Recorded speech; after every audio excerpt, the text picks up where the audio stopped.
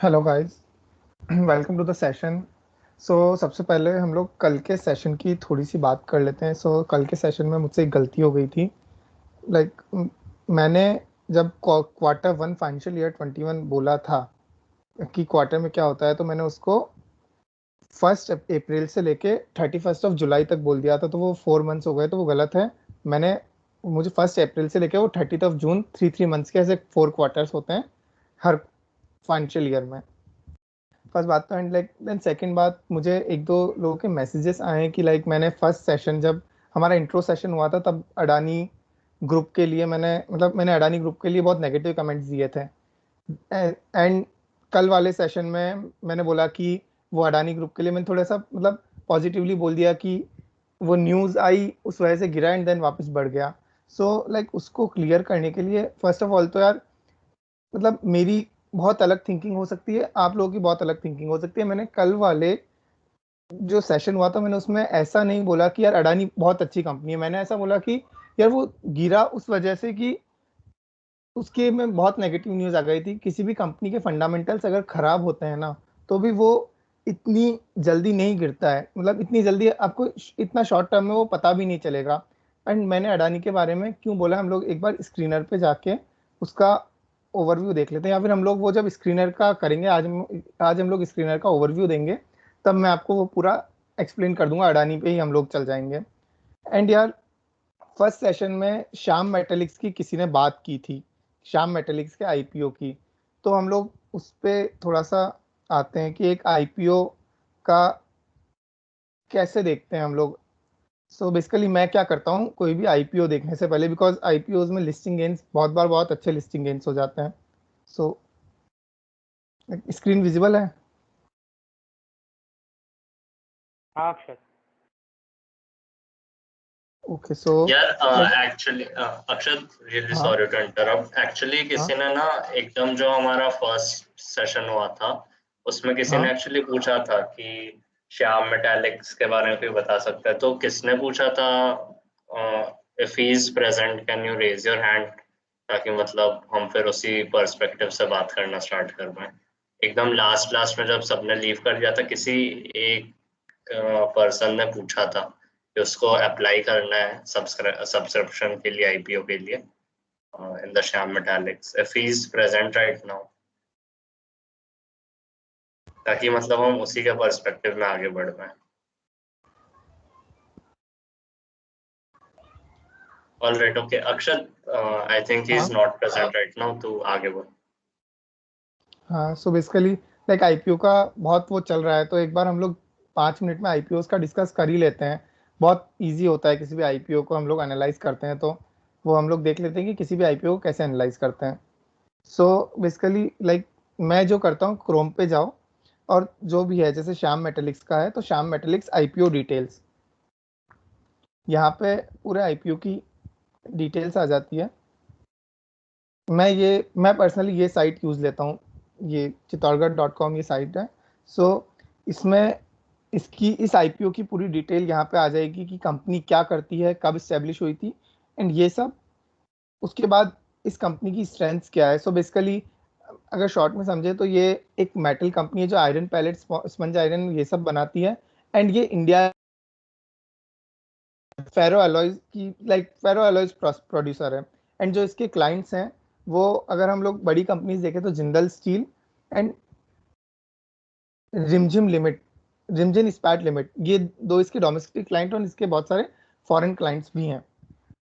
And ये इसकी जो लोकेशन है वो संबलपुर, ये सब हम लोग यहाँ पे अगर साइट पे आएंगे तो हमें दिख जाएगा। देन ये अपनी कंपनी क्या मोटो है, ये जो 5.71 मिलियन टन से लेके अपनी जो कैपेसिटी है वो 11.60 मिलियन टन पर एनम तक बढ़ाना चाहती है। देन ये इसकी स्ट्रेंथ है।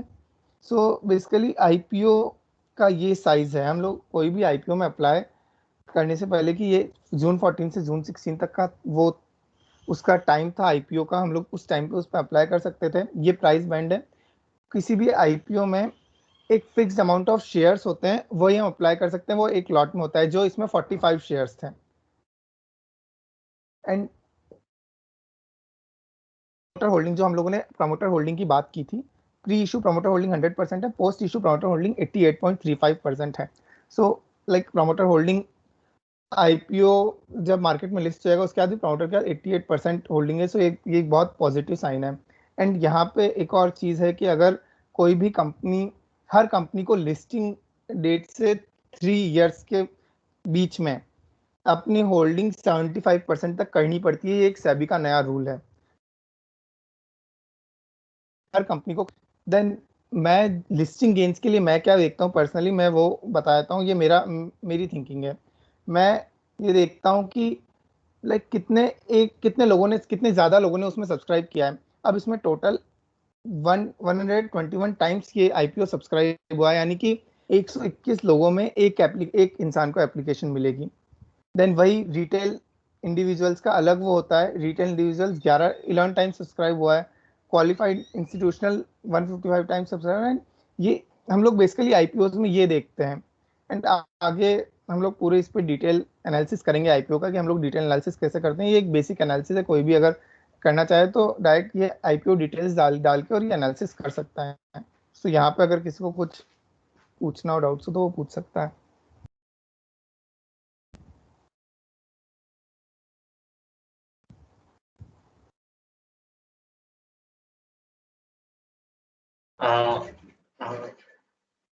तो मैंने ना एक लिंक डाली है चैट पे। सो अगर आपको जो भी अपकमिंग आईपीओज है उनका डेट कब है, कब सब्सक्राइब कर सकते हैं, उसका प्राइस रेंज क्या है, एंड और भी कुछ डिटेल्स रहते हैं, तो ये जीरोधा का एक फ्री लिंक है, उस पर आप जाके चेक कर सकते हो ये सब चीज़ें। आप अगर गूगल पे सिंपल सर्च भी करोगे कि जीरोधा अपकमिंग आईपीओज, तो भी आपको ये चीज़ मिल जाएगी। एंड मैंने चैट पे उसकी लिंक भी डाल दी है। सो इसमें लाइक हमेशा अपडेट होते रहते हैं and it's free of cost. आपको कोई ब्रोकर के अकाउंट की ज़रूरत नहीं है, आप ये देख सकते हो कहीं पे भी। एंड ये मतलब काफ़ी रिलायबल इंफॉर्मेशन रहती है एंड रियल टाइम में अपडेट भी होती रहती है ये चीज़।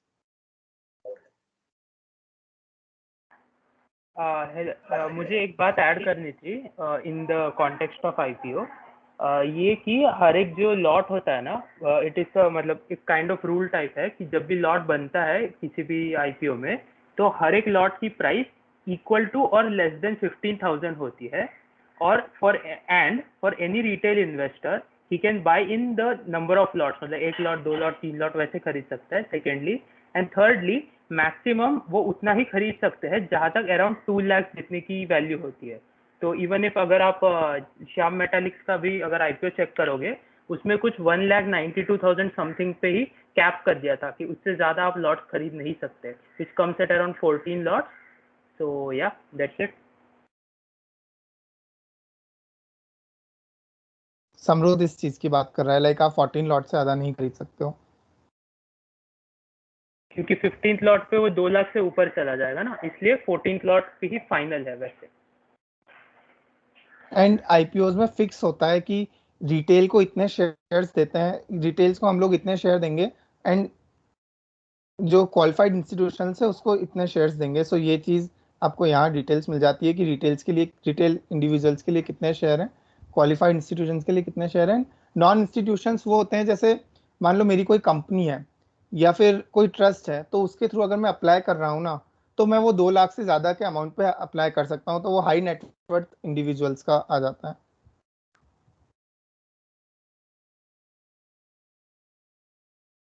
ओके, सो हम लोग लाइक आगे मूव करते हैं। कल कल वाले टॉपिक से ही स्टार्ट करते हैं। कोई किसी को मतलब अगर मेजोरिटी ऑफ लोगों को देखना हो कि आईपीओ कैसे अप्लाई करते हैं, तो मैं 2 मिनट में स्टॉक्स में करके दिखा सकता हूँ। आप हैंड रेज कर सकते हैं कि अगर आपको ये चीज़ देखनी है कि आईपीओ कैसे अप्लाई करते हैं। अक्षत, आई थिंक कि यहाँ पे मोस्ट ऑफ लोग शायद बिगिनर्स एंड उनके अभी तक डीमैट अकाउंट खोले नहीं। I think we should do that some time later. Okay, या हाँ,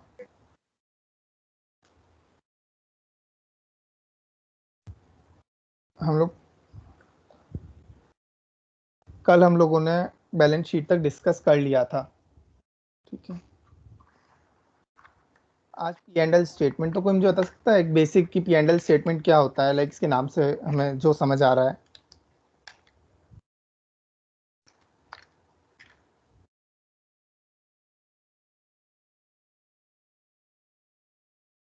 सो बेसिकली P&L स्टेटमेंट में हम लोग किसी भी कंपनी का जो प्रॉफिट हुआ है या लॉस हुआ है वो हमें P&L स्टेटमेंट से पता कर चलता है कि उस कंपनी ने इस फाइनेंशियल ईयर में कितना प्रॉफिट कमाया या कितना लॉस कमाया, या फिर इस क्वार्टर में कितना प्रॉफिट कमाया कितना लॉस कमाया है। देन कोई कैश फ्लोज बता सकता है कि कैश फ्लोज क्या होता है?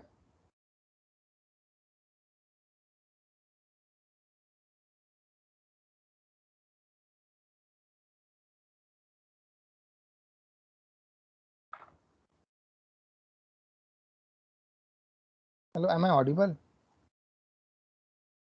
अक्षत योर ऑडिबल।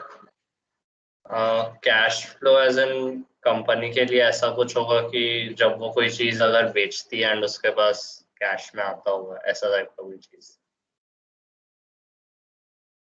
हाँ, सो बेसिकली कोई भी कंपनी में कितना कैश आया है या फिर कितना कैश गया है, basically cash in and cash out, ये कैश फ्लोज होता है। बिकॉज हम लोगों ने ये सब तो देख लिया कि profit and loss, balance sheet की एसेट्स, लाइबिलिटीज और प्रॉफिट लॉस। अब इसके बाद पैसा वो कहाँ से आ रहा है और कहाँ जा रहा है वो भी तो हमें देखना पड़ेगा ना, कि लाइक वो पैसा सही जगह से तो आया है, मतलब कंपनी वो सेल्स करके ही वो पैसा कमा रही है या कुछ चीजें बेच के वो पैसा कमा रही है, या फिर वो पैसा कहाँ जा रहा है, आगे फ्यूचर एक्सपेंशन में जा रहा है या कहाँ जा रहा है, वो बेसिकली हमें कैश फ्लोज से पता चलता है। ठीक है। अब कैश फ्लोज में तीन चीजें होती है: cash flows from operating activities, cash flows from investing activities and cash flow from financing activities. So कोई इनके नाम से ही बेसिक, जो इनके नाम से हमें क्या पता चल रहा है वो बता सकते हैं कि ऑपरेटिंग एक्टिविटीज से कैश फ्लो मतलब क्या होता है।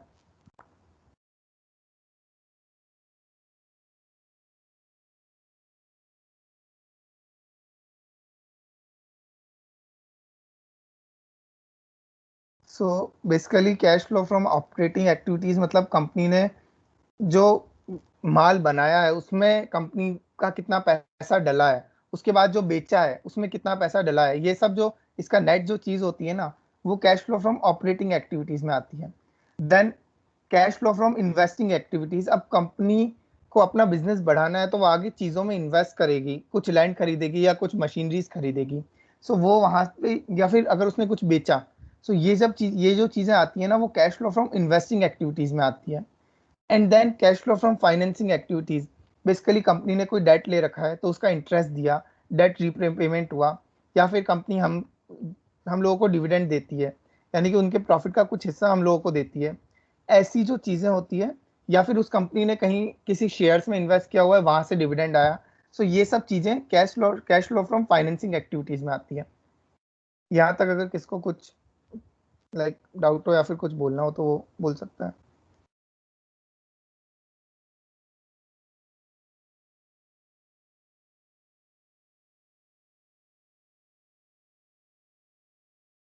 नहीं तो फिर हम लोग स्क्रीनर पे चलते हैं डायरेक्ट, की स्क्रीनर।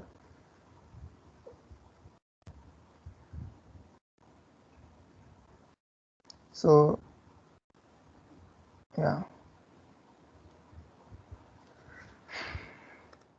स्क्रीनर मतलब अब हम लोगों ने ये सब तो देख लिया कि यार ये सब है, अब हम लोग की बैलेंस शीट ये होता है, प्रॉफिट एंड लॉस ये होता है, कैश फ्लो ये होता है, लेकिन अब हमको ये चीजें पता कहाँ से चलेगी कि ये चीज हम देखें कहाँ से? सो बेसिकली मैं इन ये चीजें देखने के लिए दो टूल्स यूज लेता हूँ: screener and money control. So screener आप खोलोगे एंड लॉगिन करोगे, सो ये सब चीजें आएगी, यहाँ पे आप अपना फ्री अकाउंट बना लो। इस जगह आपको क्वार्टरली रिजल्ट्स दिख जाएंगे, जो भी रिसेंट रिजल्ट्स आए हुए हैं कंपनीज के, एंड ये एनुअल रिपोर्ट्स हो जाएगी। हम लोग बाद में डिस्कस करेंगे कि एनुअल रिपोर्ट्स हम लोग कैसे पढ़ते हैं। नाउ यहाँ पे हम लोगों को जिस जिस कंपनीज पे हम लोग नजर रखना चाहते हैं, उन कंपनीज का हम लोग नाम ऐड कर सकते हैं। जैसे कोई भी 3-4 कंपनीज का नाम बोल दो। सिप्ला। सिप्ला, अच्छा, टाटा एक यहाँ पे मोटर्स। टाटा मोटर्स, एक यहाँ पे इन्फोसिस लिखा हुआ, इन्फोसिस ले लेते हैं। सो बेसिकली हमने ये ले लिया यहाँ पे।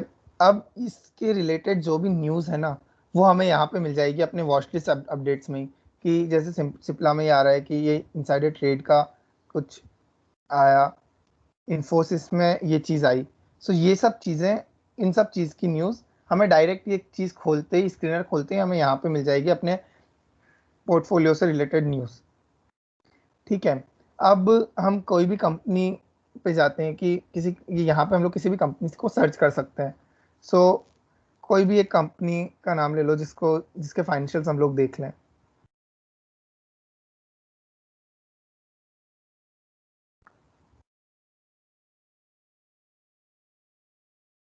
अडानी ही ले लें।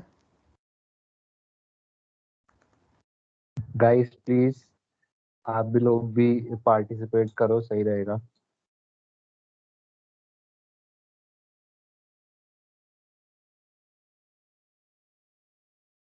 एंड प्लीज कोई प्रॉब्लम आ रही है तो प्लीज शेयर करो कि क्या प्रॉब्लम्स है। सो हमने अडानी लिया, ये यहाँ से हम लोग पूरा अडानी एंटरप्राइजेस की पूरी सब चीज़ देख सकते हैं। सो ये चीज़ हो गया कि ये कितना मार्केट कैप क्या है। सो हम लोग यहाँ पे बेसिकली मैं थोड़ा सा क्लियर कर देता हूँ। कंपनीज 3 तरह की होती है, small cap, mid cap and large cap. अब इन ये चीज़, ये 3 मतलब 2 तरह से इसको क्राइटेरिया हम लोग कर सकते हैं इसको। कुछ लोग ऐसा करते हैं कि जो कंपनी 5,000 करोड़ से कम की है वो स्मॉल कैप होती है, जो कंपनी 5,000 से 20,000 करोड़ की है वो मिड कैप होती है, एंड देन जो 20,000 करोड़ से ज़्यादा है वो लार्ज कैप होती है। एंड देन कुछ लोग ये बोलते हैं कि जो फर्स्ट 100 कंपनीज है वो लार्ज कैप है, 100 to 250 कंपनीज है अकॉर्डिंग टू मार्केट कैप वो मिड कैप है, एंड जो कंपनी उससे कम है 250 से नीचे आती है वो सारी स्मॉल कैप है। सो ये हमारे ऊपर होता है कि हम लोग कैसे उनको क्राइटेरिया, मतलब हम लोग कैसे करते हैं उसको। सो बेसिकली मार्केट कैप क्या होता है? मार्केट कैप होता है कि उस कंपनी की जो शेयर प्राइस अभी चल रही है, बेसिकली उस कंपनी की मार्केट वैल्यू क्या है, उस कंपनी की जो अभी शेयर प्राइस चल रही है इनटू उसके जितने शेयर्स हैं। ये मतलब थोड़ी सी थियोरटिकल चीज हो जाएगी, बट ये चीज हम लोग यहाँ पे समझ लेंगे ना तो बहुत मतलब आगे जाके हमें बहुत हेल्पफुल रहेगा।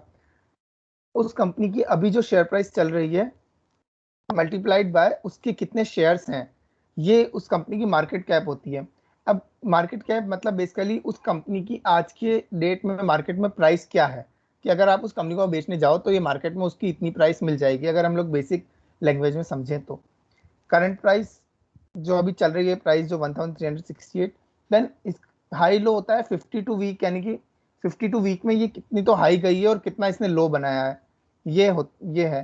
Then stock PE, book value, हम लोग आगे डिस्कस करेंगे कि ये सब क्या होता है जब हम लोग फंडामेंटल एनालिसिस में आगे जाएंगे। देन ये इसका एनालिसिस हो गया कि इसमें प्रोस क्या है एंड कॉन्स क्या है। ये इसके पीयर्स यानी कि ऐसा ही बिजनेस करने वाली इस सेक्टर की और कौन कौन सी Akshat, listed I am companies sorry हैं। बट मेरे को एक चीज क्या? बोलनी थी।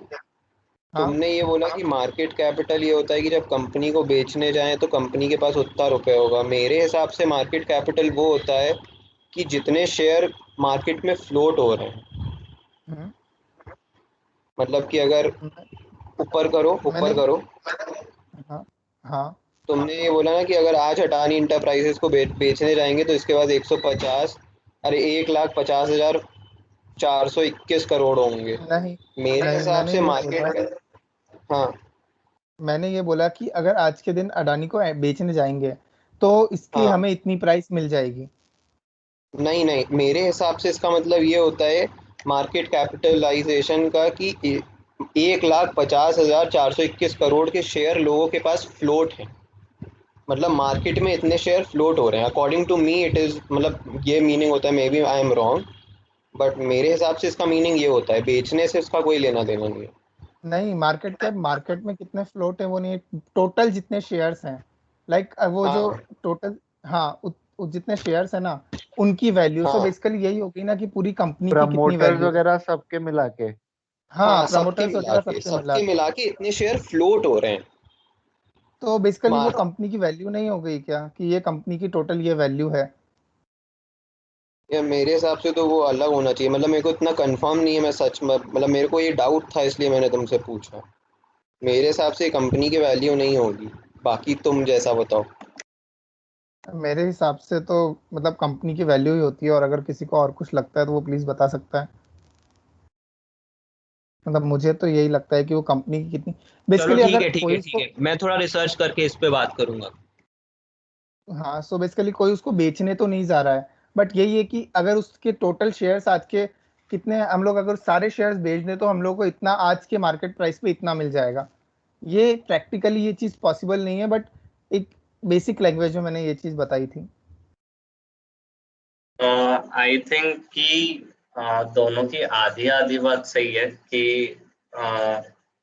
पूरा शेयर्स अगर बेचने जाएंगे तो उसका वैल्यू 150 करोड़ के अराउंड होगा, बट पूरे कंपनी को बेचने जाएंगे तो उसका वैल्यू 150 करोड़ नहीं है। जैसा तुमने पहले बोला था कि अडानी को अगर बेचने जाएंगे तो 150 करोड़ से, वो सही नहीं होगा क्योंकि उसके कुछ परसेंट शेयर्स ही तो अवेलेबल है ना मार्केट में, पूरे तो शेयर्स 100% अवेलेबल नहीं है। सो आई नहीं थिंक कि तो मैं, हाँ तो आई थिंक कि मतलब दोनों की आधी आधी बात सही है कि मार्केट में जितने शेयर्स अवेलेबल है उसको अगर पूरा बेच देंगे अपन आज के डेट में तो वो मार्केट कैपिटलाइजेशन है, वो वैल्यू अरे मार्केट मतलब मोटा मोटा कैपिटलाइजेशन। कंपनी की आज की वैल्यू मतलब इतनी हो गई। नहीं, कंपनी की वैल्यू नहीं होगी ना कार्तिक, वही तो, क्योंकि ये कम मार्केट में पूरे शेयर्स नहीं होते हैं। पब्लिक जब कोई कंपनी जाती है तो 100% पब्लिक बहुत रेयरली कोई कंपनी होती है, 20%, 30%, 10% कुछ ओके, भी हो सकती है, तो पूरे कंपनी की वैल्यू हम नहीं बोल सकते कि वो इसको मैं मार्केट एक एग्जांपल के साथ कैपिटलाइजेशन। समझाऊं, लाइक एक एग्जांपल के मैंने साथ अभी समझाता हूँ। देखो, मार्केट कैप बेसिकली जो अगर बेचने जाएंगे भाई, तो मार्केट कैप उसका कम भी तो हो जाएगा बेसिकली। तो उसको फेस वैल्यू से, जो उसकी बैलेंस शीट होती है हर साल की, उससे देखा जाता है कि उसके पास कितनी एसेट है, कि अगर आज बेचने जाएंगे तो इस कंपनी को, शेयर होल्डर को इतने इतने रुपए मिलेंगे। मार्केट कैप इज बेसिकली कि कितने शेयर फ्लोट हो रहे हैं मार्केट, कितने मैं रुपए के एक शेयर एग्जांपल फ्लोट हो रहे हैं। एक एग्जांपल के साथ समझाता हूँ। मतलब शायद मैं, हो सकता है मैं समझाने में गलत हूँ, इस एग्जांपल के साथ हो सकता है अच्छे से समझ में आ जाए। ठीक है। या गोन। या सो सपोज मेरी एक कंपनी है, उस वो कंपनी के मेरे पास 100 शेयर्स हैं, मतलब उस कंपनी के टोटल 100 शेयर्स हैं। अब मैंने उसको लिस्टिंग में लाया तो 70 शेयर्स तो मैंने अपने पास रख लिए, एंड 30 शेयर्स मैंने मार्केट में दे दिए कि ये 30 शेयर्स मार्केट में ये हैं। ठीक है। उस शेयर की करंट प्राइस अगर 100 रुपए चल रही है, तो उस कंपनी का मार्केट कैप 100 × 100 10,000 कर 10,000 रुपीज होगा। ये मैं बेसिकली मैं ये बोलना चाह रहा हूँ।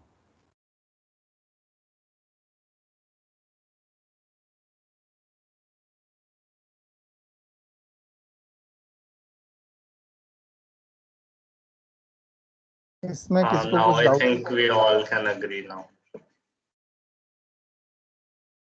ठीक है आदित्य, हाँ हाँ, ये हाँ एग्जांपल समझ गया अपन। I think now we all शायद, कैन अग्री।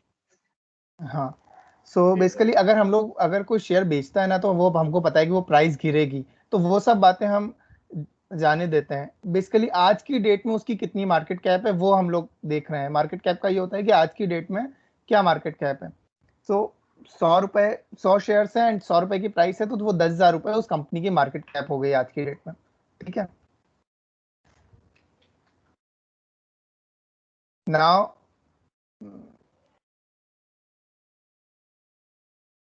यहाँ पे इसके हम लोग क्वार्टरली रिजल्ट्स देख सकते हैं, क्वार्टर ऑन क्वार्टर कंपनी ने कैसा परफॉर्म किया है। Then profit and loss statement. So basically हम लोग आज प्रॉफिट एंड लॉस पे ज्यादा फोकस करेंगे, and लोग एक एक टॉपिक पे करेंगे। सो प्रॉफिट एंड लॉस में फर्स्ट होता है सेल्स। कोई मुझे बता सकता है सेल्स क्या होता है? हम लोग ये कंसोलिडेटेड फिगर्स देख रहे हैं, ये चीज यहाँ पे लिखा है। अगर हम लोगों को स्टैंड अलोन देखने हैं तो हम लोग स्टैंड अलोन अलग से देख सकते हैं। अभी हम लोग कंसोलिडेटेड देखेंगे कि उस पूरी कंपनी का क्या है। वो कोई मुझे बता सकता है सेल्स, बेसिक लैंग्वेज में सेल्स क्या है?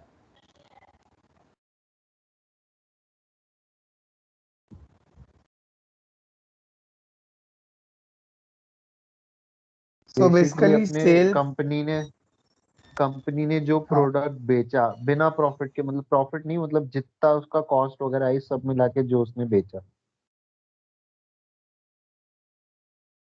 बेसिकली जितने रुपए का माल कंपनी ने बेचा ना वो सेल्स हो गई। कि अगर कंपनी ने टोटल वो अब वो सेल्स से ही प्रॉफिट निकालेगा, मतलब सेल्स से ही वो कंपनी प्रॉफिट निकालती है। सेल्स माइनस एक्सपेंसेस ही बेसिकली प्रॉफिट, जो ऑपरेटिंग प्रॉफिट होता है वो सेल्स माइनस एक्सपेंसेस होता है कि जितने का माल बिका माइनस उसको बनाने में हमें कितना एक्सपेंस हुआ।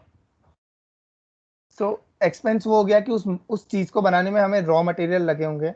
समझो मुझे एक मतलब एक ड्रेस बनानी है, कोई भी जीन्स बनानी है, सो उसके लिए रॉ मटेरियल लगेगा। मशीन्स मशीन्स के लिए लेबर लगेंगे। मशीन्स का तो जो हुआ वो तो हमारी एक इन्वेंट्री सेट हो गई, उसके लिए हमें लेबर्स लगेंगे। उसके बाद उसकी पैकेजिंग के लिए, इन सब के लिए जो एक्सपेंस आएगा ये चीजें हो जाएगी उसका एक्सपेंसेस। देन वो चीज मैंने 1500 रुपए में बेची, ये चीज हो गई सेल्स। अब उसको बनाने में मुझे खर्चा आया 1200 रुपए, ये मेरा एक्सपेंस हो गया। सो अब मेरा प्रॉफिट क्या हुआ? 1500 माइनस 1200, 300। इससे कोई डिसएग्री करेगा? नहीं भाई। तो बेसिकली ये चीज sales minus expenses operating profit, ये चीज तो हो गया कंपनी का प्रॉफिट। ये सारे सारे जो फिगर्स है वो करोड़ में है। सो यहाँ से हम लोग देखते हैं कि कंपनी कैसे ग्रो कर रही है। नाउ ऑपरेटिंग प्रॉफिट ये हो गया। अब ऑपरेटिंग प्रॉफिट मार्जिन क्या होता है? यार ये बहुत ज्यादा थ्योरेटिकल टॉपिक्स हैं, सो प्लीज थोड़ा सा ध्यान से देख लेना इस चीज को। सो ऑपरेटिंग प्रॉफिट जो हमारा हुआ ना, टोटल हमने कितने का माल बेचा। अगर मैंने सपोज 1500 का मैंने माल बेचा, अब मुझे 300 रुपए का प्रॉफिट हुआ। सो एक मैं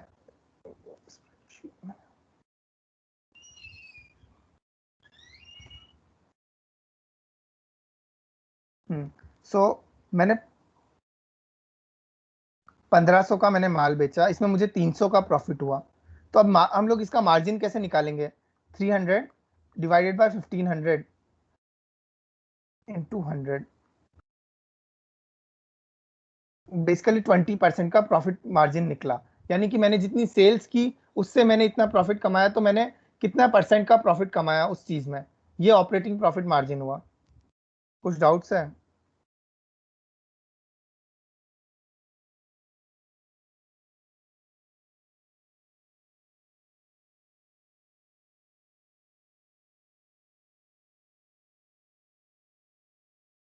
नाउ अदर इनकम। अब अदर इनकम क्या होता है? बेसिकली कंपनी ने जो अपनी सेल्स से जो प्रॉफिट कमाया वो तो उसकी मेन इनकम हो जाएगी। अब अदर इनकम में ऐसा होता है कि अगर कंपनी ने कहीं पे कोई जमीन थी वो बेच दी, कोई लैंड बेच दी, या फिर कंपनी को कुछ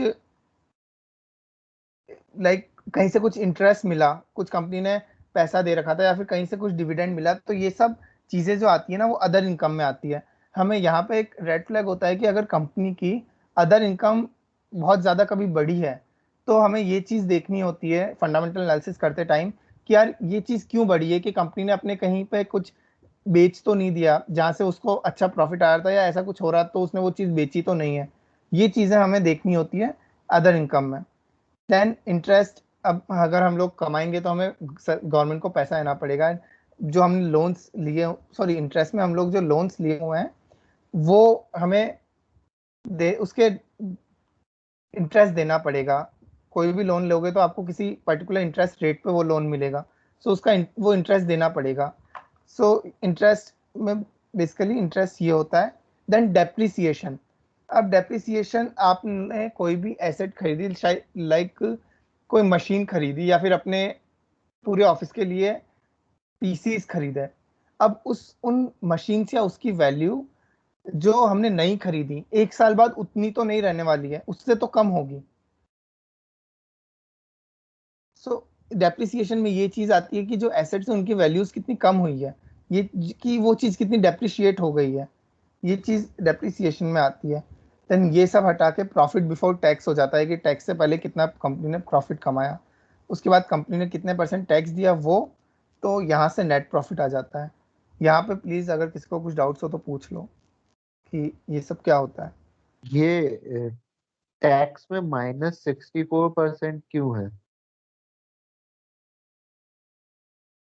बेसिकली जब ये बहुत बार ऐसा होता है ना कि हम लोग return file, income tax return file करते हैं, तो हमें मतलब वो है, वो टैक्स रिटर्न हम लोग वापस ले लेते हैं जो हमने टैक्स भरा है हमारा। अगर सेल्स कम, क्या बोलते हैं, एक मिनट, सेल्स अगर हमारी कम है और हमने माल जो खरीदा है वो ज्यादा है, तो हमें टैक्स भरना थोड़ी ना पड़ेगा अगर हमारा प्रॉफिट वो कम है तो। कुछ समझे? Okay okay okay. अगर समझ नहीं आया तो पूछ लो, बिकॉज मुझे नहीं क्लियर हुआ, अक्षत एक बार और समझा सकते हैं क्या?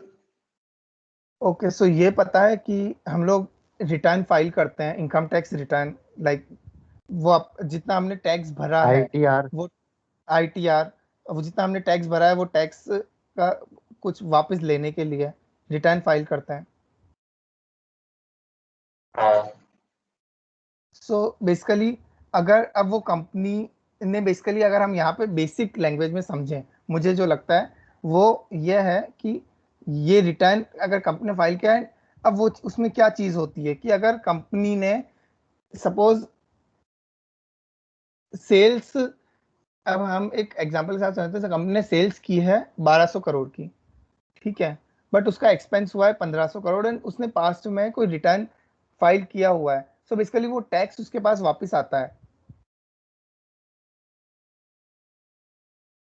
ये प्रॉपर मतलब सीए वाली लाइन का वो चीज है। बट जैसे बोला एग्जाम्पल में कि अगर मतलब हमारा जो सेल्स हुआ है हाँ उसकी वैल्यू अगर हमारे एक्सपेंस से कम है, राइट, तो हमें हाँ मतलब कुछ टैक्स भरना नहीं है।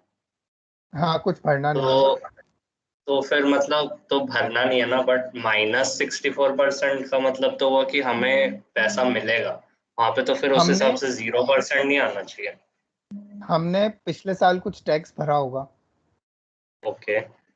वो चीज अगर मतलब हमने वो माल खरीदा, कोई माल हम्म। खरीदा तो उसका तो हमने उस साल में टैक्स दे दिया।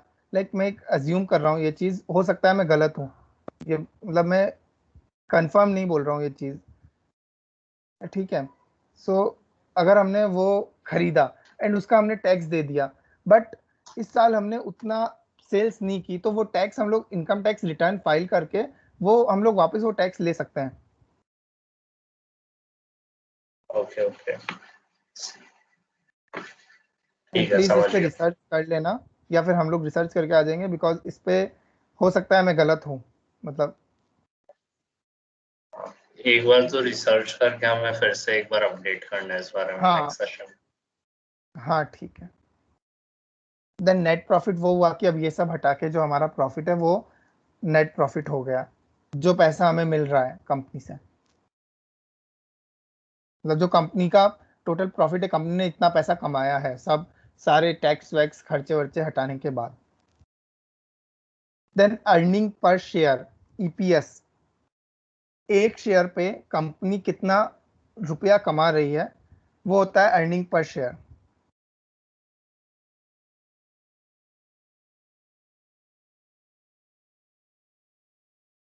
And dividend pay out percent, मतलब कंपनी प्रॉफिट का कितना परसेंट हमें दे रही है, मतलब प्रॉफिट का कितना percent as a dividend company दे रही है अपने शेयर होल्डर्स को। अक्षत, ये अर्निंग्स हाँ, पर शेयर लाइक निकालते कैसे हैं? एक मिनट, लाइक मैंने इसके लिए अलग वो किया हुआ था, मैं बताता हूँ।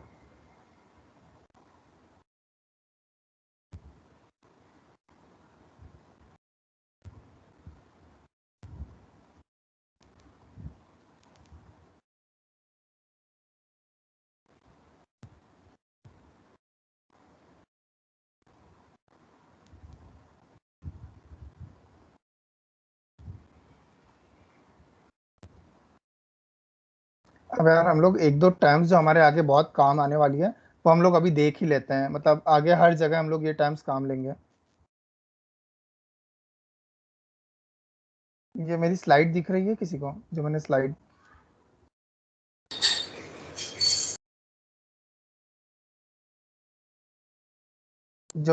अभी लाइक कर रखी है जहाँ पे अर्निंग पर शेयर है, वो स्लाइड किसी को विजिबल है सबको?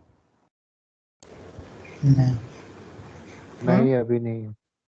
लोड हो रही है। नहीं। लोड हो रही है शायद। एक बार तो ऑफ करके फिर से शेयर कर। हाँ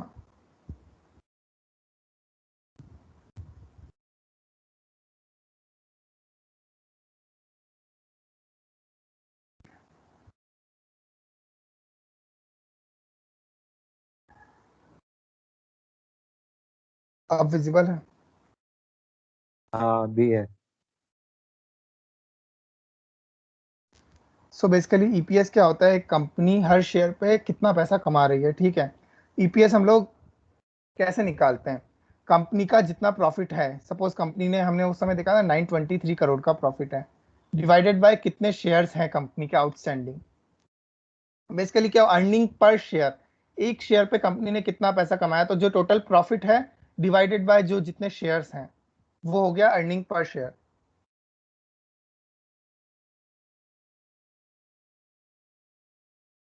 ठीक है।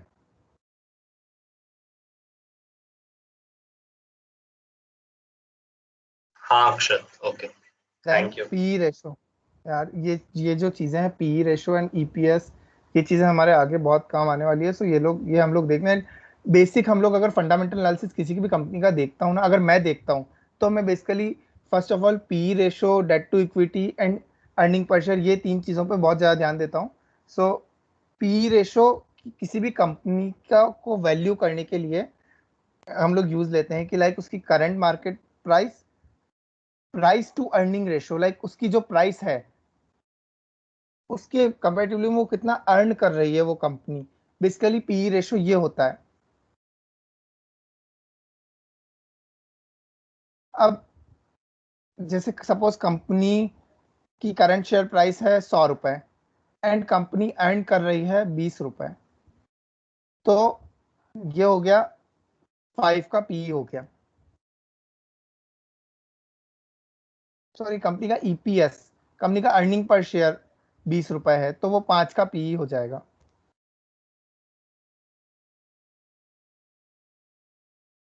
अब हाई, अगर किसी कंपनी का बहुत ज्यादा पी है ना, एक नॉमिनल हर सेक्टर के लिए अलग अलग होता है, बट नॉर्मल 20 to 25 का पीई किसी भी कंपनी का रहता है। अगर हम लोग उसको नॉर्मल वैल्यूएशन पे देखें, अगर वो बहुत ज़्यादा हाईली वैल्यूड है तो उसका बहुत ज़्यादा पी होता है। तो हम लोग हाई पी के दो रीजंस हो सकते हैं। फर्स्ट रीज़न कि यार कंपनी बहुत ज़्यादा ओवर वैल्यूड है, कि इन्वेस्टर्स ने बहुत ज़्यादा इसको ओवर वैल्यूड बना रखा है, ये कंपनी हो सकता है कि अब यहाँ से गिर जाए, यानी कि उसका स्टॉक प्राइस गिर जाए। एंड दूसरी बात ये हो सकती है कि बहुत सारे सेक्टर्स ऐसे होते हैं ना कि जिसमें आगे इन्वेस्टर्स को बहुत ज़्यादा ग्रोथ दिख रही है। जैसे सपोज ये अभी ईवी सेक्टर है, ईवी सेक्टर अभी भले इतना ज़्यादा प्रॉफिट नहीं दे रहा है, बट जो इन्वेस्टर्स हैं उनको बहुत ज़्यादा आगे ग्रोथ दिख रही है, तो उस वजह से वो उसमें बहुत ज़्यादा लाइक इन्वेस्ट करना पसंद करते हैं, तो उस वजह से उस कंपनी की शेयर प्राइस बढ़ती है। एंड अगर कंपनी की शेयर प्राइस बढ़ेगी और वो उतना प्रॉफिट नहीं कमा रही है, तो वो ऑब्वियसली उसका पीई बढ़ेगा।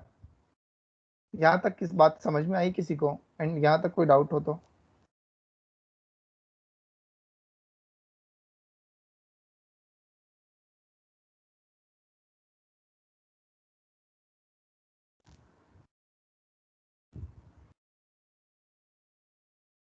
ओके नो सो देन अक्षत, समझ गया। पी पी निकालने का फॉर्मूला वही current price divided by earning per share, ये पी का फॉर्मूला होता है। देन वैल्यू क्या होता है, बुक वैल्यू मतलब कंपनी की जो टोटल एसेट्स हैं माइनस लाइबिलिटीज। बेसिकली जो कंपनी की एसेट्स है कंपनी के पास, वो होती है बुक वैल्यू, जो टोटल एसेट्स है माइनस लाइबिलिटीज। अब यहाँ पे हम लोग अगर लाइबिलिटीज देखते हैं ना, तो उसमें हम लोग रिजर्व्स वाला जो पार्ट है वो कैलकुलेट नहीं करते हैं, बिकॉज वो कंपनी के पास कैश है, वो कंपनी आगे यूज लेगी एसेट बनाने में, कहीं पे इन्वेस्ट करेगी या कुछ करेगी तो वो एसेट बनाने में यूज लेगी, इसलिए हम लोग वो वाला पार्ट नहीं लेते हैं। तो ये कंपनी की बुक वैल्यू हो गई, टोटल एसेट्स माइनस लाइबिलिटीज।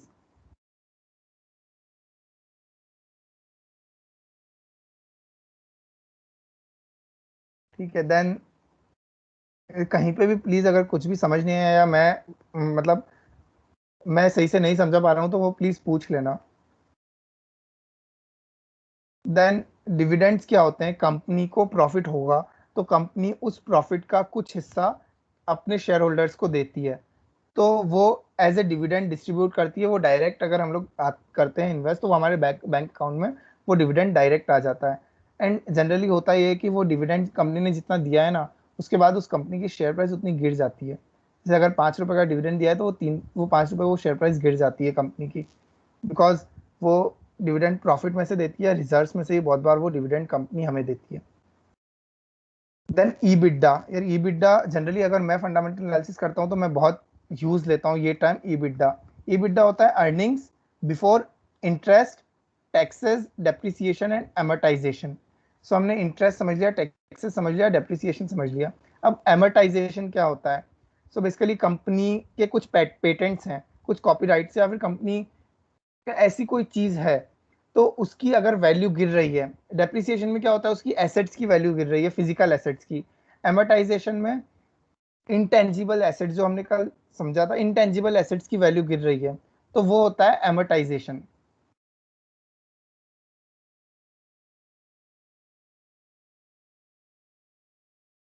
सो इसके पहले की अर्निंग्स होती है वो ये होती है।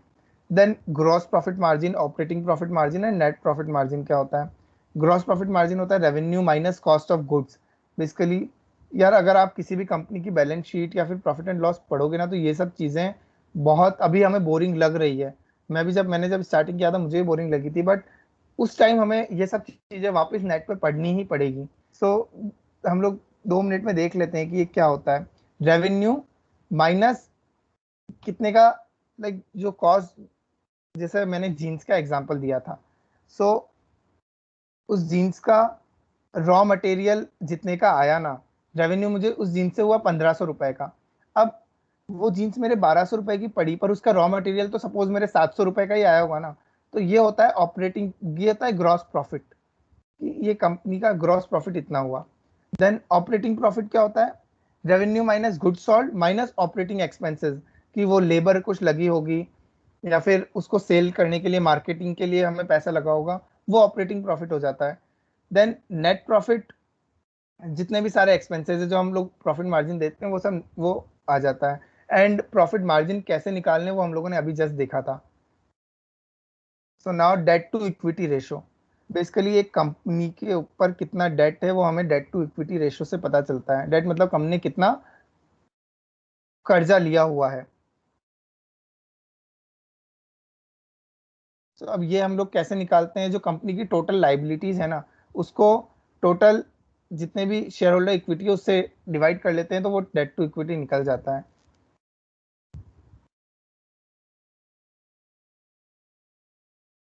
यहाँ तक किसी को कोई भी डाउट हो या कुछ भी पूछना हो तो वो प्लीज पूछ सकता है, फिर वो डाउट पूछ सकता है, अपने ओपिनियंस दे सकता है।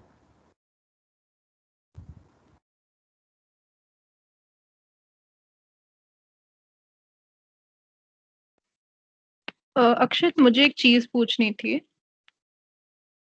हाँ हाँ, हम लोग जब ईपीएस निकालते हैं, कि मतलब अगर बैलेंस शीट देखते हैं, तो उसमें हाँ जब हम ईपीएस चाहते हैं निकालना, तो उसमें दो टाइप के रहते हैं, एक बेसिक रहता है और एक डाइल्यूटेड रहता है।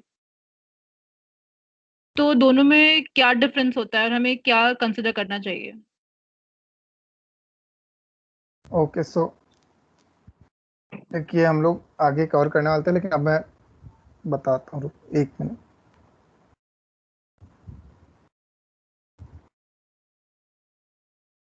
स्क्रीन विजिबल है सबको, जो मैंने ये वाली स्क्रीन शेयर की हुई है, यस स्क्रीनर इट्स वाली? विजिबल। हाँ हाँ दिख रही है। या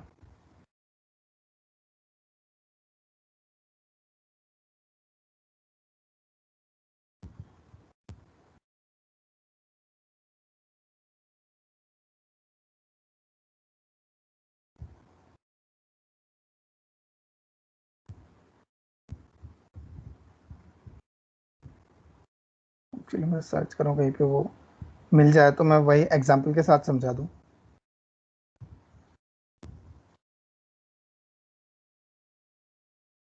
नहीं। सो हम लोग उसमें समझ लेते हैं। सो बेसिकली बेसिक ईपीएस तो जो अभी मैंने बताया वो चीज बेसिक ईपीएस होती है, ठीक है, जो अभी हम लोगों ने ईपीएस जैसे कैलकुलेट किया था।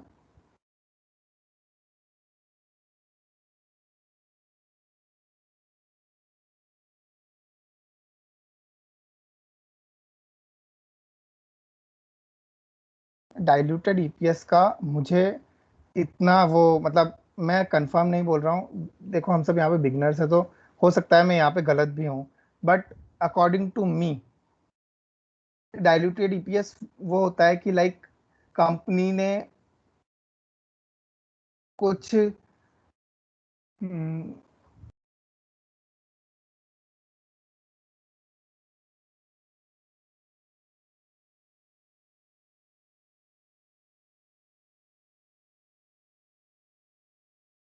सो मैं अभी इसको सही से समझा नहीं पाऊंगा, लोग कंफ्यूज होंगे, तो मैं रिसर्च करके आ जाऊँ उसके बाद समझाऊँ तो ज़्यादा सही रहेगा। एंड सेकंड थिंग कि अगर किसी कोर कमिटी या किसी को भी अगर इसके बारे में हो तो वो बता सकता है। मैं जरा डाइल्यूटेड ईपीएस के बारे में बोलना चाहूँगा। हेलो, आवाज आ रही है? हाँ हेलो, हाँ हाँ समरोज सही आ आ रही है रही ना है आवाज? आवाज। हाँ ठीक है। तो एक्चुअली सीन कैसा होता है ना कि कंपनीज में बहुत सारे ऐसे जो इंसाइडर से ऊपर मैनेजमेंट बैठे रहते हैं, प्रमोटर्स सब होते हैं, वो लोग एक दूसरे को ना वारंट इश्यू करते रहते हैं कि मतलब अच्छा काम किया तूने या प्रॉफिट बहुत बढ़ा लिया, वैसे सीन के लिए वो लोग कभी कभी एक दूसरे को वारंट इशू करते हैं। अब वारंट्स बेसिकली ऐसा कुछ सीन रहता है, वारंट्स का ऐसा सीन होता है कि इट्स लाइक अ गारंटी कि अगर जब मैं वारंट एक्सरसाइज करना चाहूँ तब मैं x amount of share for x price खरीद सकता हूँ। तो फॉर एग्जाम्पल अगर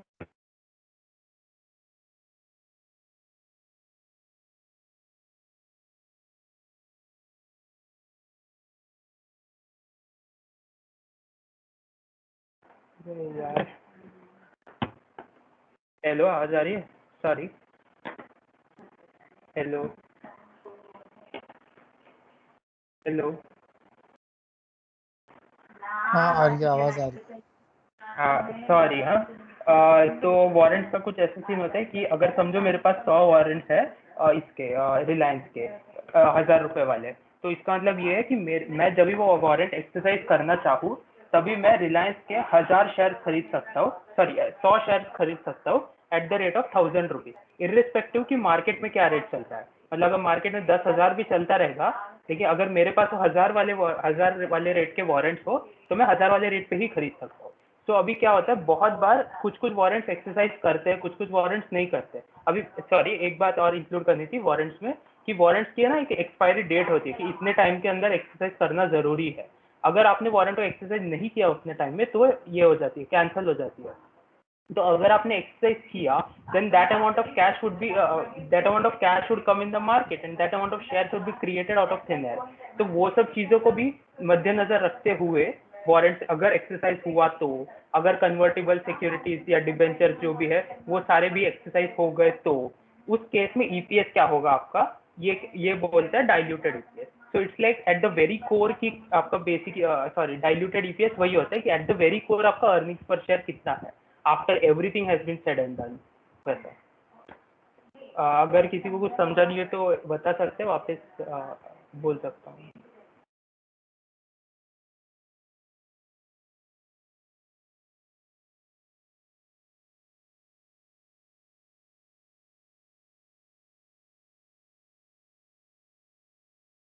ओके सो नाउ हम लोग यार एक चीज करते हैं, अभी तक हम लोगों ने जितना भी किया ना उसको प्रैक्टिकली एक शेयर पे अप्लाई करके देखते हैं कि उस हिसाब से कि वो कंपनी कैसी है। ठीक है, सो कोई भी एक कंपनी का कोई भी नाम बोल दो, अगर कोई किस पे रिसर्च कर रहा है कुछ भी, तो हम लोग उस पर अप्लाई करके देखते हैं ये चीज। भाई रिलायंस ले लो। लाइंस अरे नहीं यार, रिलायंस बहुत बार हो गया। यूनाइटेड स्पिरिट्स ले लो तुम।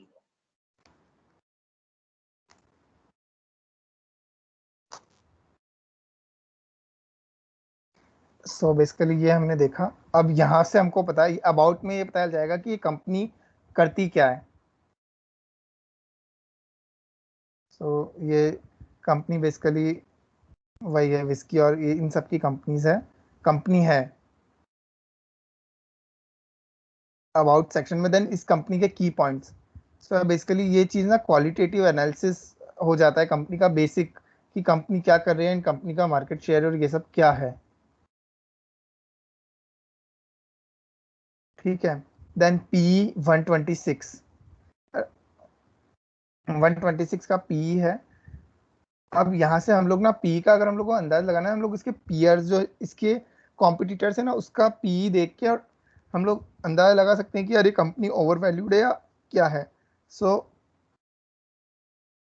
ये इस कंपनी के ये पीयर्स हो गए। अब मैं यहाँ पे मेरा कोई पॉइंट ऑफ व्यू नहीं दूंगा कि मुझे क्या लगता है, हम लोग केवल यहाँ पे ये डिस्कस करेंगे कि यार ये चीज़ है। देन रॉस क्या है, इस कंपनी ने अपना डेट जो है वो कम किया है। कोई भी कंपनी अपना कर्जा कम करती है ना तो वो कंपनी के लिए बहुत मतलब बहुत अच्छी बात होती है एंड मार्केट उसको बहुत पॉजिटिवली देखता है। ये इस कंपनी के कॉन्स हैं।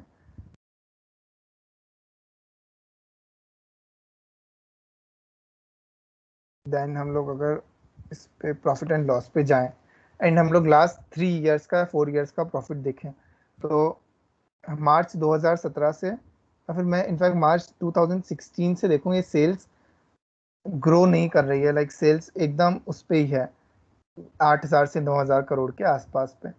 एक्सपेंसेस एक्सपेंसेस भी लगभग वही हैं। देन प्रॉफिट में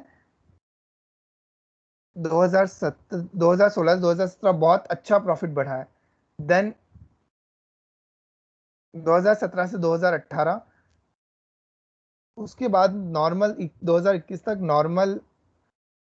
अब यार हमें ना ये हमारे इस टाइम पे एक बहुत बड़ी चीज़ देखनी होगी कि यार 2020 में हम सबको पता है कोविड कोविड आया था एंड हर कंपनी का इम्पैक्ट आपको उस पर दिखेगा। इससे अगर कोई डिसएग्री करता है तो बताओ कि लाइक हर कंपनी पे कोविड का इम्पैक्ट हुआ है एंड उस वजह से उसकी प्रॉफिट्स में सेल्स में बहुत गिरावट आई है। यार बट अक्षत इसमें तो हमें दूसरा ही केस दिख रहे हैं, या तो गिरावट का या तो इजाफा हो गया। कहाँ हुआ? 2020 से 2021 प्रॉफिट गिरा ही है। कोरोना तो 2020 में आया था ना, सो मार्च तक। फाइनेंशियल ईयर 2020 अगर हम देखें तो वो मैंने जैसा बताया था कि अप्रैल 2019 से मार्च 2020 तक होता है। सो कोरोना का इम्पैक्ट तो उसके बाद हुआ ना 2020 से। यस, लॉकडाउन मार्च में लगा था 20 लॉकडाउन में। तो उसके बाद हुआ ना। Correct correct. एंड ये बेसिकली उसकी कंपनी है। लाइक सो लॉकडाउन में भी इतना ज़्यादा और कंपनी में बहुत ज़्यादा इम्पैक्ट आया इस पे।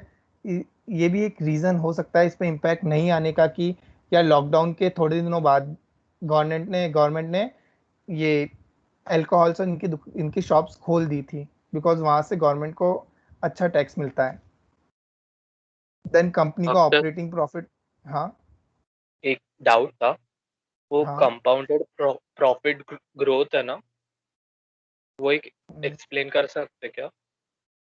कंपाउंडेड प्रॉफिट ग्रोथ कहाँ? नीचे अच्छा में। यहाँ ये, हाँ यहाँ पे हम हाँ, आएंगे अभी। हाँ मतलब उसका कैसे पूरा माइनस में जा रहा, तो क्या हम समझ सकते हैं लॉन्ग टर्म के लिए हम कंपनी अगर चूज कर रहे हैं, कोई इन्वेस्ट करना हाँ, चाहता है तो वो गलत है? एक नेगेटिव साइन हो सकता है। लाइक अगर बेसिकली ये है कि 10 साल में अगर हम कंपाउंडेड देखें तो इस कंपनी ने प्रॉफिट ग्रोथ बिल्कुल नहीं दी है, मतलब माइनस में ही दी है। इससे हम लोग स्टॉक प्राइस का अंदाजा नहीं लगा सकते। ये स्टॉक प्राइस का अलग है, यहाँ पे कंपनी का प्रॉफिट है, हमारी स्टॉक का प्रॉफिट नहीं है। ये बात हमें समझनी होगी। कंपनी ने इतना प्रॉफिट दिया है, बाकी 10 साल में CAGR जो स्टॉक का है वो 14% से बढ़ा है। बट हाँ लॉन्ग टर्म के लिए ये एक नेगेटिव साइन है कंपनी का कि -4% का प्रॉफिट ग्रोथ है। कंपनी की सेल्स ग्रोथ भी इतनी अच्छी नहीं है। सेल्स भी कंपनी की 10 साल में 1% माइनस में ही जा रही है कंपनी की सेल्स। देन हम लोग ये देखें नेट प्रॉफिट, अगर हम कंपनी का देखें तो कंपनी का नेट प्रॉफिट भी लाइक ऐसा कोई एक्सेप्शनली बढ़ा या कम नहीं हुआ है। इनफैक्ट बीच में 2014-15 में तो बहुत ज़्यादा कंपनी को लॉसेस हुए थे। EPS भी ₹5 का EPS है। सो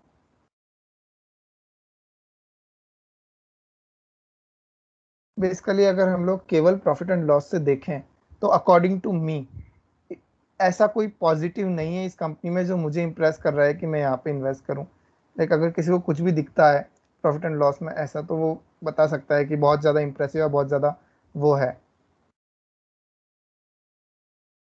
अगर कोई इन्वेस्टर लॉन्ग टर्म के लिए इन्वेस्ट करना चाहता है तो वो बेसिकली कौन से पैरामीटर्स देखता है जिससे वो इन्वेस्ट कर पाए, मतलब विश्वास कर पाए कंपनी पर? हम लोग वही पैरामीटर्स देख रहे हैं, वो पूरा क्वालिटेटिव एनालिसिस देखते हैं। देन बे यार प्रॉफिट कमाने, तो मैं ये देखता हूँ कि अगर कोई कंपनी ऐसी है स्टेबल, यानी कि मतलब हम लोग उसमें उसके लिए इन्वेस्ट नहीं कर रहे हैं कि वो कंपनी आगे जाके बहुत अच्छा करेगी, अभी इतना अच्छा नहीं कर रही है। तो ये सब चीज़ें तो देखनी होती है कि उस कंपनी का सेल्स ग्रोथ कितनी है, कंपाउंडेड प्रॉफिट ग्रोथ कितनी है, एंड रिटर्न ऑन इक्विटी। यानी कि कंपनी रिटर्न ऑन इक्विटी ये होता है कि कंपनी लाइक हमारे पैसे पे कितना हमें कमा के दे रही है।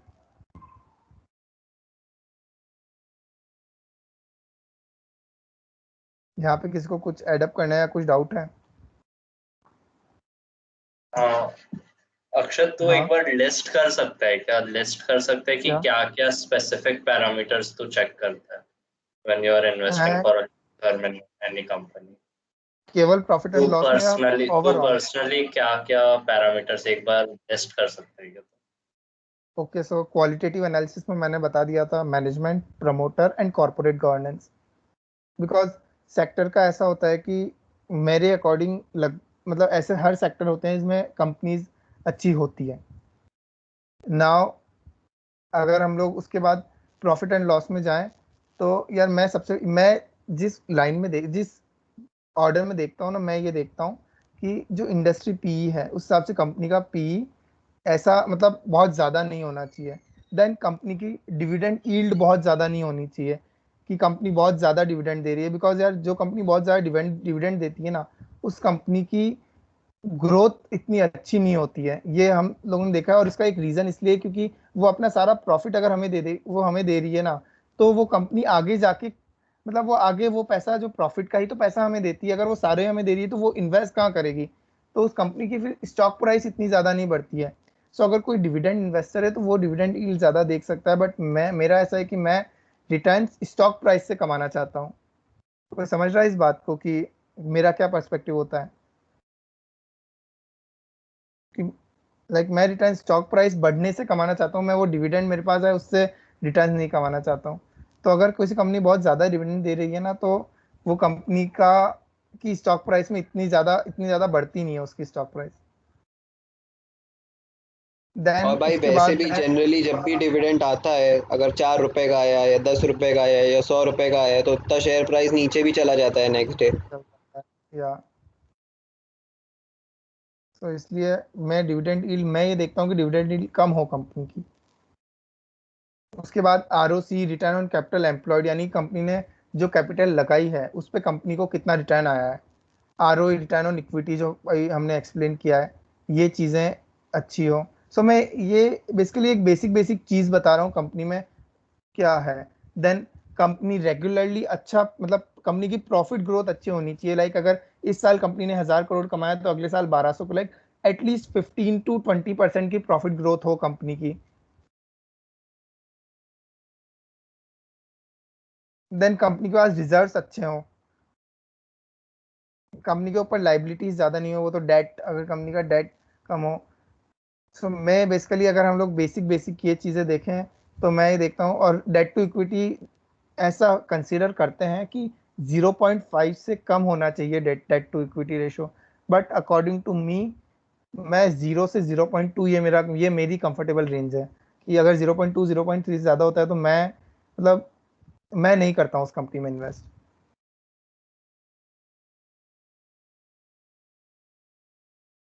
सो आई थिंक आज का टाइम भी हो गया। तुम टाइटन भी खोल के देख सकते हो। ऑल्सो टू आंसर अमय's क्वेश्चन कि हम क्या क्या पैरामीटर्स देखेंगे बोल के, अभी तो एक्चुअली हम ये देख रहे हैं कि कौन से स्टेटमेंट्स होते हैं, उसमें क्या होते हैं, उससे क्या क्या बनते हैं वो सब। जब भी हम आगे जाके बेसिक इक्विटी रिसर्च और डीसीएफ एनालिसिस देखेंगे तभी हम सीखेंगे कि ये सारी चीज़ों में एक मतलब बिगिनर इन्वेस्टर होगा तो उसने क्या क्या फैक्टर्स देखने चाहिए, और उसके बाद में एज एक्सपीरियंस बिल्ड अप तुम खुद से डिसाइड कर लोगे कि मुझे ये प्रायोरिटी है, वो प्रायोरिटी है, ये फर्क नहीं पड़ता, मेरे हिसाब से ऐसा होना चाहिए, वैसा होना चाहिए। क्योंकि इवन अब अभी जब डिविडेंड की जैसे अक्षत ने बात की कि वो उसका पर्सनल प्रेफरेंस है कि उसको स्टॉक प्राइस के इंक्रीज से और बिजनेस के ग्रोथ से चाहिए बोल के, लेकिन कितने तो सारे ऐसे लोग भी हो सकते हैं जिन्होंने ब्रिटानिया को 1,000 रुपए पे खरीदा होगा, वो आज वो स्टॉक प्राइस के एप्रिसिएशन के प्रॉफिट पे बैठे हैं, प्लस उनको हंड्रेड्स ऑफ रुपीज का ये भी आ रहा है, हर साल का डिविडेंड आ रहा है। तो it's more about your perspective and तुम कौन से तरह का पिक करना चाहते हो। तो या और ये बात हम बेसिक इक्विटी रिसर्च के टाइम देखेंगे।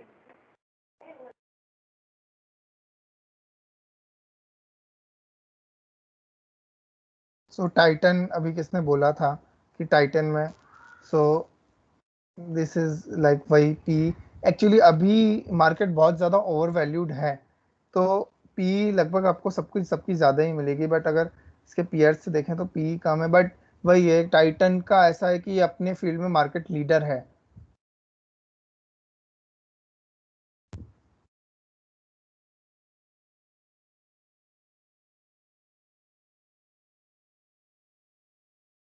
यहाँ पे आते हैं कंपाउंडेड सेल्स ग्रोथ 13% के एक हेल्दी सेल्स ग्रोथ है, प्रॉफिट ग्रोथ 8% है, प्रॉफिट ग्रोथ में वो है रिटर्न ऑन इक्विटी बहुत अच्छा है, टाइट मतलब रिटर्न ऑन इक्विटी बहुत अच्छा है। सो बेसिकली हमें कोई एक पॉइंट नेगेटिव हो तो हमें ये नहीं बना लेना चाहिए, मैंने कल भी बोला था कि यार कोई एक पॉइंट नेगेटिव हो तो ऐसा नहीं होना चाहिए कि ये कंपनी खराब है छोड़ दो, फिर तो आप कोई कंपनी को पकड़ ही नहीं पाओगे, बिकॉज हर कंपनी में कुछ नेगेटिव्स होते हैं, कुछ पॉजिटिव्स होते हैं, वो हमें डिसाइड करना पड़ता है कि हमें पूरा देखने के बाद कि हमें अब इसमें वो हमारा डिसीजन होता है कि हमें क्या करना है।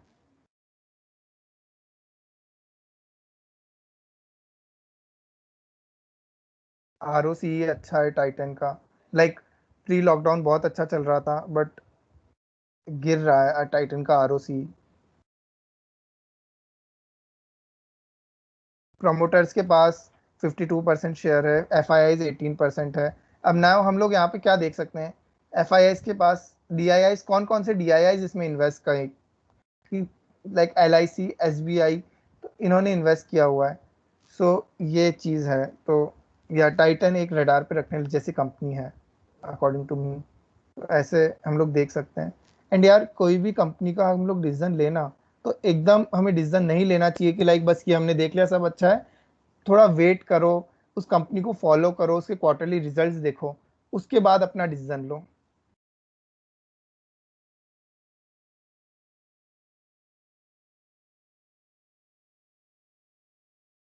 और कोई स्टॉक कोई अगर रिसर्च कर रहा हो बताना चाहता हो तो, नहीं तो लाइक हम लोग एंड करते हैं।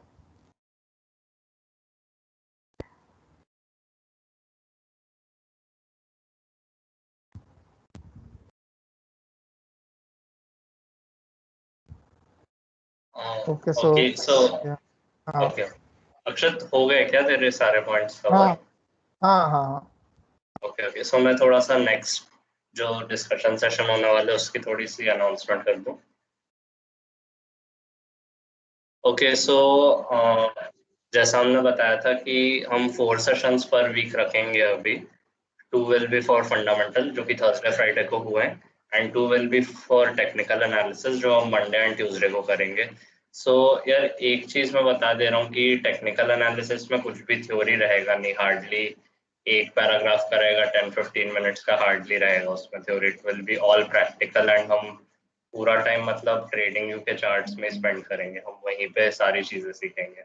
एंड अगर उसमें मतलब ज्यादा पार्टिसिपेशन नहीं मिलता है तो हमारा लाइक सेशन 30-40 मिनट्स में ही खत्म हो जाएगा, क्योंकि उसमें कुछ ज्यादा बताने को है नहीं। It's all about finding the patterns that we are studing, it's all about practising in technical analysis. So I would want कि आप सब लोग एक बार tradingview.com में अगर आप लोग टेक्निकल एनालिसिस वाले सेशंस ज्वाइन करने वाले हो तो आप tradingview.com पे साइन अप करके आना एंड लैपटॉप से ही ज्वाइन करना वो वाला सेशन, एंड क्योंकि हम and follow along with us, ताकि मतलब जो भी पैटर्न्स हम वहाँ पे सीख रहे हैं, जो भी टेक्निकल चीजें हम सीख रहे हैं वहाँ पे आप वहीं साथ साथ आप देख सको, प्रैक्टिस कर सको, एंड जो भी आपके डाउट्स हैं हम डिस्कस कर सके, क्योंकि it will be purely discussing and practising in the technical analysis वाला सेशन, कुछ भी, क्योंकि ज़्यादा उसमें थ्योरी है नहीं।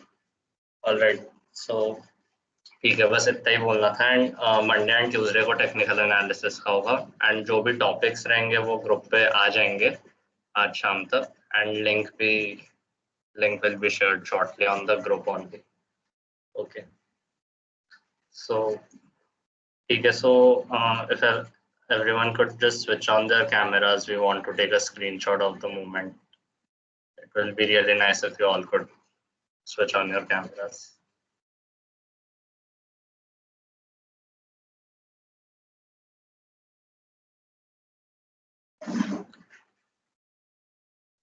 अरे सोहा, मैं happy Delhi. Thanks Raghav.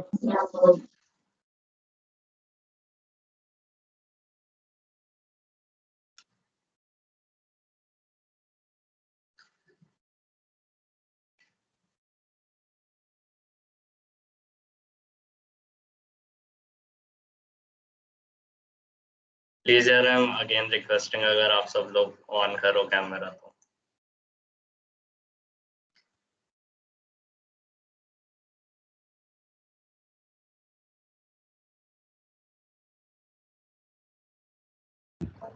Mithul, can you please switch on your camera? It's all right, Raghav, there's no need for name calling.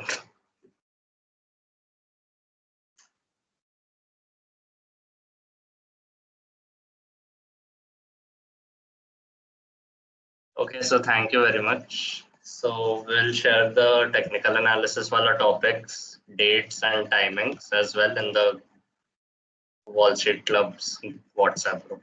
So all right, thank you for joining the session. Please enjoy your weekends.